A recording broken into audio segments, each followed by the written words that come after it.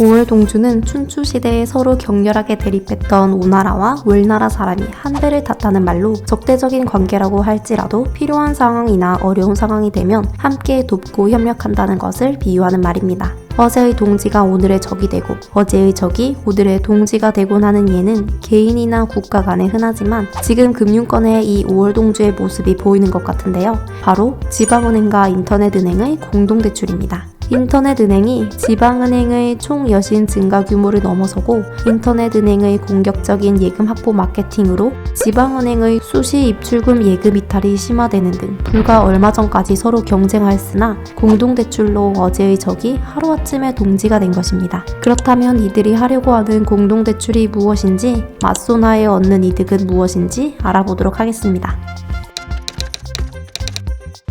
지난 3월 은행권 경영영업 관행제도 개선을 위한 실무작업반 4차 회의에서 인터넷 전문은행협의회는 인터넷은행과 지방은행의 상생 모델로 공동대출을 제안했습니다. 공동대출은 대출 희망자가 인터넷 전문은행 앱에서 대출을 신청하면 인터넷은행과 지방은행이 각각 심사에 승인하는 방식으로 인터넷은행이 보유한 우수한 모객력으로 대출 대상자를 선정하고 자금은 인터넷은행과 지방은행이 분담하는 대출 상품입니다. 고객은 한 명이지만 채권자는 지방은행과 인터넷은행 두 곳으로 고객이 공동대출을 신청하는 것부터 심사, 대출 실행, 사후관리 등 모든 과정에서 인터넷은행과 지방은행 간 업무 분장이 이루어집니다.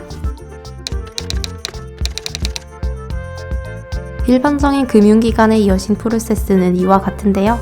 고객 상담을 통해 여신 신청을 접수하는 여신 취급 전 단계, 차주에 대한 신용조사 및 담보평가, 한도 설정 등 여신 조건을 결정한 후 심사 부서에 승인을 신청하고 심사 과정을 거쳐 승인이 결정되면 거래 약정과 담보권 설정 등 채권 보전 조치를 취한 후 여신을 실행하는 여신 취급 단계, 그리고 취급 여신에 대한 적정성 여부 등을 감리하고 차주의 신용 위험 변동성 등에 대한 모니터링과 사후 관리를 통해 만기의 여신을 정상적으로 회수하도록 관리하는 여신 취급 후 단계로 볼 수 있습니다. 그런데 지방은행과 인터넷은행의 공동대출은 조금 다릅니다. 인터넷은행의 경우 대출 신청이 굉장히 빠르고 간편한데 시중은행에서 보통 하루에서 3일 정도 걸리는 대출 신청이 인터넷은행에서는 10분 정도면 본인에게 맞는 대출을 신청할 수 있습니다. 공동대출은 이러한 인터넷은행의 장점을 활용하여 고객 인입의 통로는 인터넷은행에서 하고 고객 심사와 대출 실행은 두 은행이 같이 실행합니다.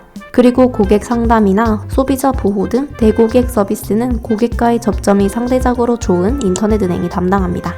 구체적으로 보면 실행 단계는 고객이 인터넷은행 앱에서 대출을 신청하고 인터넷은행과 지방은행이 각각 심사한 후 대출을 실행하고 각 은행은 신용평가 모형을 기반으로 고객을 심사하여 합의된 기준에 따라 이자율과 대출 금액을 정한 후 은행 간 대출 금액 비율을 정해 한 고객에게 동시에 제공합니다. 대출 관리 중 증명서 발급, 계약 변경, 문의 대응, 정보 열람 등 대고객 업무는 인터넷은행이 지방은행으로부터 위탁받아 수행하고 지방은행은 인터넷은행이 총 대출액 원리금 관리를 통해 넘겨준 공동대출분 원리금을 수취합니다. 사후관리는 두 은행이 각각 채권자로서 독립적인 사후관리 주체가 되지만 일관성 있는 고객 경험을 위해 동일 사후관리 업체에 위탁하는 방식으로 진행됩니다. 지방은행과 인터넷은행이 공동대출을 추진하는 이유는 명확합니다. 22년 말 인터넷은행 세계사의 총 자산은 79조 5천억 원으로 국내 은행의 2.2% 수준에 불과했습니다. 독자적인 대출 상품 운영을 통해서는 공격적으로 대출 자산 규모를 늘리기에 한계가 있고 상대적으로 지방은행, 시중은행보다 자본력이 약하기 때문에 지방은행과 공동으로 대출을 실행함으로써 부족한 자본력을 확충할 수 있는 이점이 있습니다. 지방은행은 지역 경제 기반의 관계형 금융을 추구하는 태생적 한계로 디지털 경제에서 뒤처지면서 이효율 운영이 심화되고 있습니다. 시중은행은 핀테크 활성화와 코로나19 여파로 영업청 방문객이 줄자 대규모 희망퇴직을 단행하면서 몸집을 줄였지만 지방은행은 직접 고객과 마주해 영업하는 직원의 역량이 사업을 영위하는 주요 자산이기에 인적 구조 개편에 섣불리 나설 수 없었는데요. 그래서 지난해 5대 지방은행과 4대 시중은행의 직원 직원 1인당 충당금 적립 전이익 평균을 보면 각각 2억 5,340만원, 3억 157만원으로 4대 시중은행 직원 1명이 5대 지방은행 직원 1명보다 약 5천만원을 더 벌어들인 것으로 집계됐습니다. 직원 1인당 충당금 적립 전이익은 대손 충당금을 제외하기 전 영업이익을 전체 직원 수로 나눈 값으로 결국 지방은행은 앱 대신 직원을 더 썼지만 1인당 5천만원을 덜 번 셈이 되었습니다. 따라서 지방은행은 은행 수익을 확대하기 위해 채널을 다각화하고 더 많은 고객을 모집하기 위해 인터넷 은행의 영업 채널을 활용한 신규 고객 모집 기회가 필요했을 것으로 보입니다.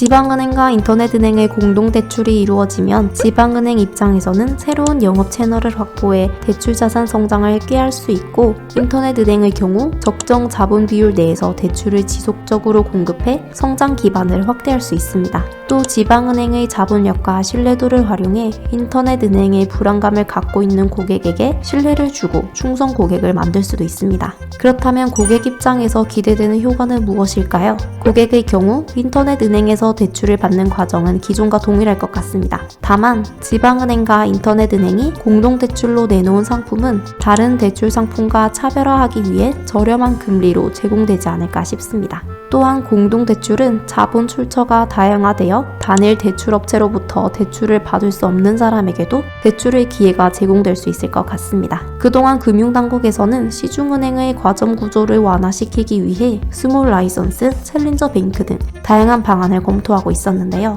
금리 인상 등 어려운 여건 속에서 독과점 지위를 누리며 역대 최대 수익으로 과도한 성과금을 챙긴 금융권의 금융 공공성이 논란이 되었기 때문입니다. 금융당국은 금리체계 개선, 금융샌드박스, 인터넷은행 등 기존 은행권에 대적할 매기를 등장시킴으로써 경쟁을 촉진하고 소비자의 선택권을 확대시킬 수 있는 내기 효과를 기대해왔습니다. 하지만 아직까지 이렇다 할 효과는 보지 못하고 있는데, 그래서 더욱 공동대출을 통해 대형 시중은행의 과점 구조가 완화되고 보다 많은 금융 소비자가 1금융권 금리 혜택을 누릴 수 있기를 기대하고 있습니다. 과연 이번에 투입될 매기는 제 역할을 할 수 있을지, 지방은행과 인터넷은행의 상생은 서로에게 윈윈 전략이 될지 기대가 됩니다.